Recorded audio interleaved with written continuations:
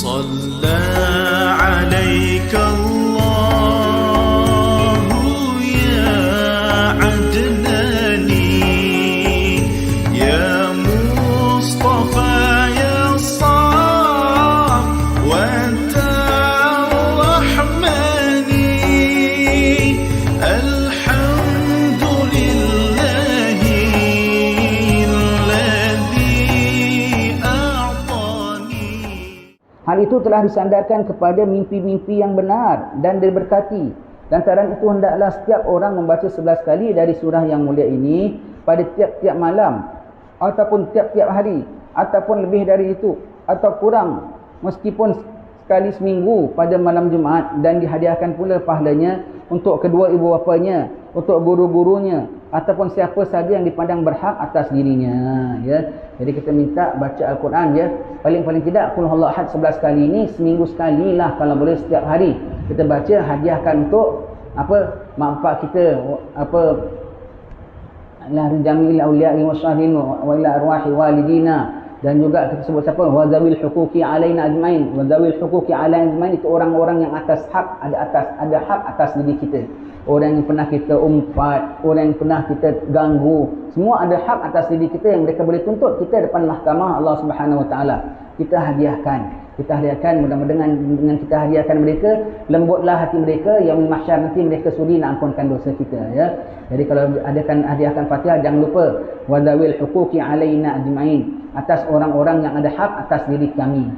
Kita hadiahkan Fatihah begitu, ya. Atas mak bapak kita, ahli keluarga, hadiahkan surah Al-Fatihah ini qul huwallahu ahad 11 kali. Tiap-tiap orang harus mendoakan bagi orang-orang matinya. Orang-orang matinya tu siapa? Mak bapaknya, adik-beradiknya, ahli keluarganya, anak isterinya yang sudah meninggal dunia. Jangan tak doakan. Pumpung dia masih hidup, sementara dia masih hidup. Dua sebab. Kalau kita rajin mendoakan orang yang telah meninggal dunia, apabila kita meninggal dunia, kita akan didoakan pula oleh orang-orang yang masih hidup. Dan doakanlah orang-orang tua kita yang sudah meninggal dunia sementara kita masih hidup, kerana apabila kita dah meninggal, mereka dah tak ada siapa nak hantarkan lagi. Kesian. Kita masih hidup, bolehlah kita fatihahkan mak bapak kita setiap waktu. Setelah kita meninggal dunia, anak kita sekat fatihahkan kita, tak fatihahkan mak bapak kita. Tak fatihahkan mak bapak kita secara khusus, ya. Akan ada riwayat satu orang tua, orang salih.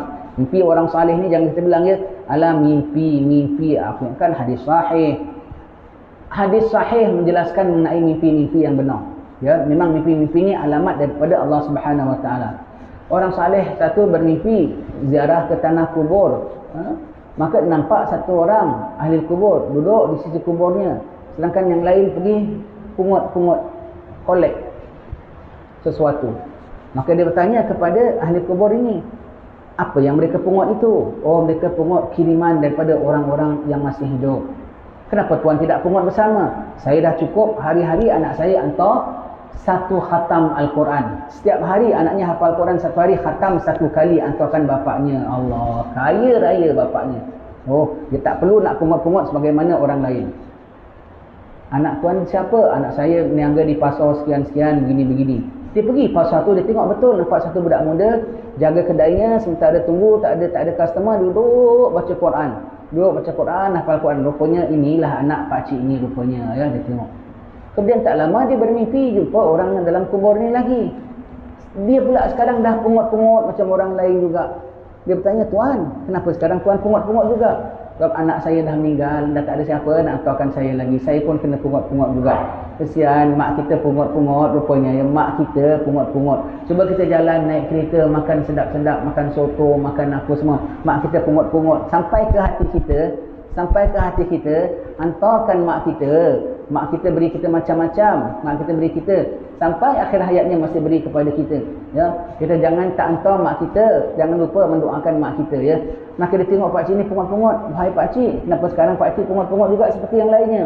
Anak aku dah meninggal dunia, maka jadi aku dah seperti yang lain, pungut-pungut pahala pemberian orang ramai. Maka orang ini jaga dari tidur, dia pun pergi ke pasar, dia cari, tengok betul kat tempat orang niaga tu dah orang lain pulaknya. Dah orang lain duduk, tanya mana pemuda yang biasa di sini? Dia dah meninggal dunia, saya menggantikan tempatnya. Allah, ya. Kita dah meninggal dunia, dah tak ada siapa nak hantarkan mak bapak kita. Sementara kita masih ada hayat, khidmatlah dengan mak bapak kita. Sebab itu ya tuan-tuan, kalau jaga mak bapak yang masih hidup ya, jaga mak bapak yang masih hidup, yang masih ada mak bapak masih hidup, junjung mak bapak kita. Hari raya nombor 1, mak bapak kita dahulu, jangan yang lain kita pergi. Kalau ada guru mengatakan, saya lah awak kena dulu baru mak bapak. Jangan, tidak ada guru yang akan rampas kita daripada mak bapak kita. Mak bapak kita dahulu, mak bapak kita dahulu. Muliakan mak bapak kita. Yang masih ada mak bapak, junjung mak bapak mulia-mulia.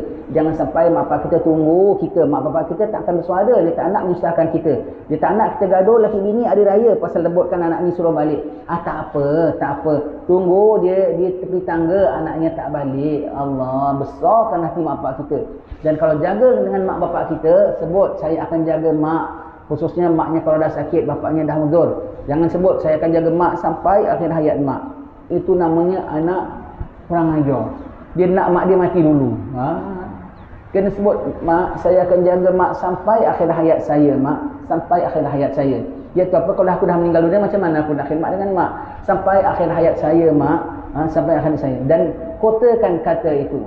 Walau mak kita dah meninggal dunia sekalipun, sampai akhir hayat kita, kita masih jaga mak kita dengan kirimkan bacaan-bacaan senantiasa khidmat dengan mak bapak kita sampai akhir hayat kita. Sampai akhir hayat kita ya, dengan mak bapak kita ya. Hantarkan Fatihah 11 kali, Qul huwallahu ahad, paling tidak seminggu sekali untuk mak bapak kita. Baik. جسد في المهدي